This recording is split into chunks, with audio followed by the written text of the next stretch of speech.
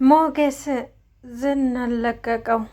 መርብል ጉድ ተሰራ። ዝና እጅን ፍታኝና ልፈርምልህ። እኔም እኮ በህጋዊ መንገድ ፍታኝ ብትለኝ እስካሁን ድረስ እፈታት ነበር። ሰላም የምትፈልግ ከሆነ እጅን ፍታኝና ልፈርምልህ በማለት አታለለው። ሞገስም አሁን ላይ እኔ ቆርጬ ነው የመጣሁት፣ አንድ ትፈርማለህ፣ አንድ ደግሞ እገልሃለሁ በማለት ደንፍቶ መጣ። ዝና እናንተ ምንም አታመጡም፣ ግን ደግሞ በህጋዊ መንገድ ከሆነ እኔ በህግ መንገድ ተጠየቃችሁኝ ምንም ነገር የማላደርገው ነገር የለም በማለት አታለለው። ሞገስ ዝናን ለቀቀው። ዝናም አመለጠ። አሁን ላይ መርብል የት እንዳለና እኔንም እንደዚህ እንዳሰቃየኝ እሱንም አሰቃየዋለሁኝ፣ እድሜ ልኩን አስሬ አሰቃየዋለሁ በማለት ደነፋ። መርብልም አሁን ላይ አለቀልኝ አለ።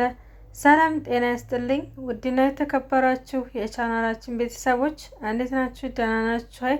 ለዚህ ቻናል አዲስ የሆናችሁ ሰብስክራይብ እያደረጋችሁ ቤተሰብ ሆኑ። ነባርቶችም ላይክ ሸር ስለምታደርጉ እናመሰግናለን። ይህም ቪዲዮ ላይክ ሸር በማድረግ ጀምሩ። ከተመቻችሁ አዳዲስ ነገሮች ስንለቅ እንዲደርሳችሁ ማለት ነው። እንግዲህ መርብል ዝናን ለቀቀው። መርብል ዝናን እንደለቀቀው ይታወቃል። ዝና አሁን ላይ ትክክል አልሰራም። የምሳሌ መጥፋትና የብሩክ መጥፋት ታያሳስበው፣ የሚስቱ መፈታት ነበር ያሳሰበው።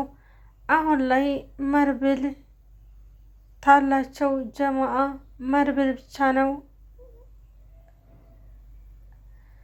እና መርብልም አሁን ላይ አለቀለት። ዝና እስከ ዛሬ አሰቃይቶኛል፣ ከአሁን ወዲያ እንደገን አሰቃየዋለሁ ብሎ ተነሳ። ይህ ሁሉ ችግር የመርብል ነው። ትዕግስት በጣም ደስ አላት። ዝና እንዲፈታ ትፈልጋለች። ትዕግስት በጣም የዋህ ስለሆነች ዝና ሲፈታ ምሳሌን ይለቃታል ብላ ስላሰበች ሞገስ ሲነግራት በጣም ደስ አላት። አይ ትዕግስት ጉዷን አላየችም። ምክንያቱም አሁን ላይ ሁሉም ታገቱ። ትዕግስት ብቻ ቀረች። ትዕግስት ታልተለቀቁ እኔ ምን አደርጋለሁ? ያደራ ልጄንም አስበላኋት። በቃ ወደ ገጠር ወደ ቤተሰቦች ዘንድ አልሂድ።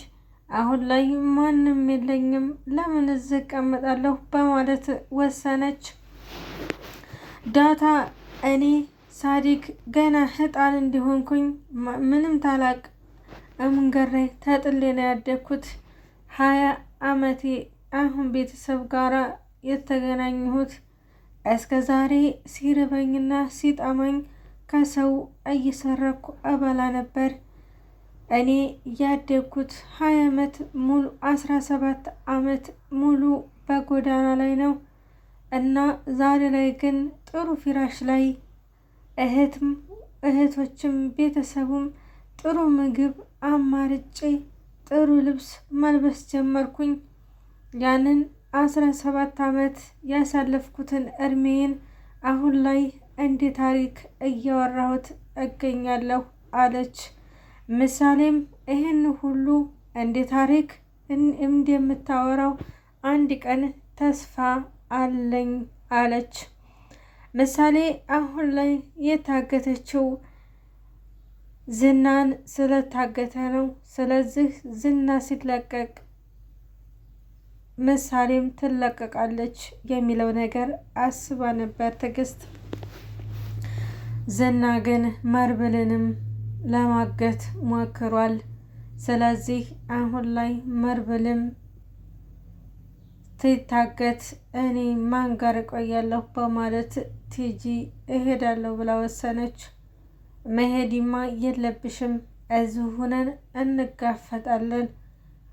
ያደራ ልጅሽን እንዴት ጥለሻት ትሄጃለሽ?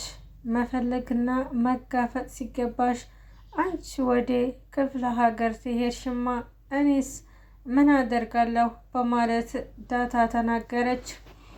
ዳታ እኔ ብዙ ነገሮችን አሳልፌ ነው አሁን ላይ ጥሩ ምግብ፣ ጥሩ ልብስ መልበስና መብላት የያዝኩት።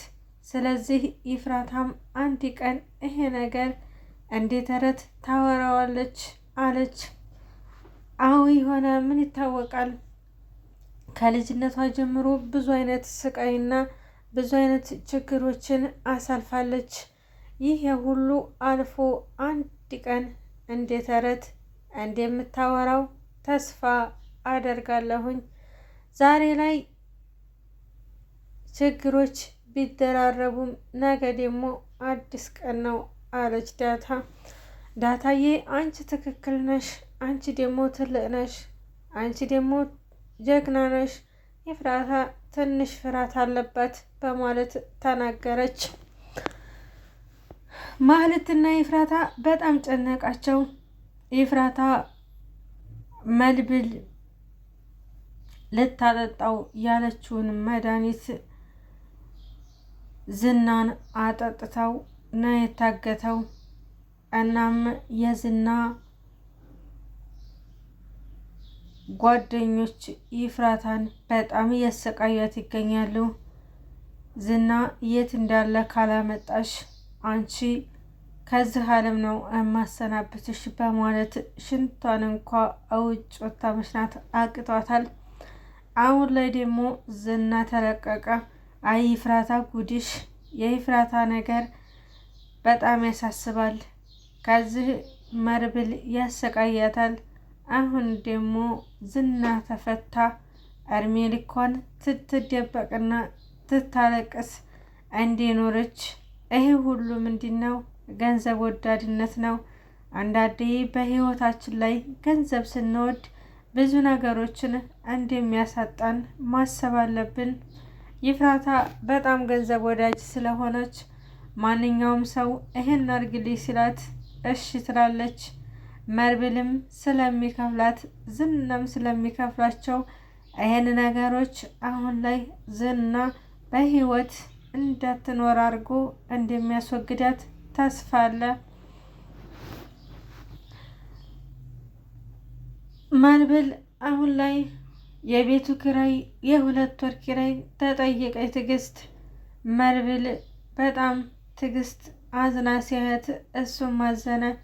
የቤቱንም ኪራይ እንከፍላለን፣ እናም ደግሞ ምሳሌ ምንም አትሆን፣ አንድ ቀን ትለቀቅ ይሆናል። ስለዚህ እንደዚህ ተስፋ አትቁረጪ፣ አንቺ ጀግና ነበርሽ፣ አሁን ላይ እንደዚህ ተስፋ መቁረጥ የለብሽም አላት። ትዕግስትም እሺ ሁሉም ነገር እንደሚያልፍ ተስፋ አደርጋለሁ ብላ በዚህ ተስማማች። መድብልም ወደ ውጭ በወጣበት ሰዓት ሞገስ ሚስቱ ጋር ይመካከርና ይፍታኝና ወደ ውጭ ሀገር እንሄዳለን፣ ግን ደግሞ ስፈታ ንብረቴን እንዲካፈል እፈልጋለሁኝ። ንብረት ተካፈልኩት ያው በህይወቴ እንደማያኖረኝ አውቃለሁ፣ ግን ደግሞ ያንን ንብረት ሽጠን ከሀገር እንወጣለን በማለት ሞገስን አሳመነችው። ሞገስም እስከ ዛሬ ድረስ ሲመኘው የነበረው ነገር ስለሆነ አሁን ላይ ግን ወረቀቱን ይዤ እንዲፈታት አደርጋለሁ በማለት ወደ ሞገስ አመራ፣ ወደ ዝና አመራ። ዝናም እሺ እኔ እኮ እንደዚህ በህጋዊ ነገር የምትጠይቁ ከሆነ የማላደርገው ነገር አለ እንዴ በማለት ፍታኝና እፈርምልሃለሁ ብለው አታለለው። ሞገስም እሺ ፈታሃለሁ በማለት ፈታው። ዝናም እሺ በማለት ከተፈታ ወዲያ እንዳ ለትንሽ ደቂቃ እጁ እስኪረጋጋ ድረስ ጠበቀው። ከዛ ምን አባክ ታመጣለህ ብሎ ወረቀቱን ቀዳደደበት። ሞገስ አበዴ። አሁን ላይ መርብል ምን ይለኝ ይሆን የሚለው ነገር በጣም አሳሰበው። ምክንያቱም እስተዛሬ መርብል ያሰቃየው የነበረውን አሁን ላይ ዝና እኔ ነኝ የማሰቃየው በማለት ቆርጦ ተነሳ። የዛሬው ቪዲዮአችን ይሄንን ይመስላል። ከወደዳችሁት ላይክ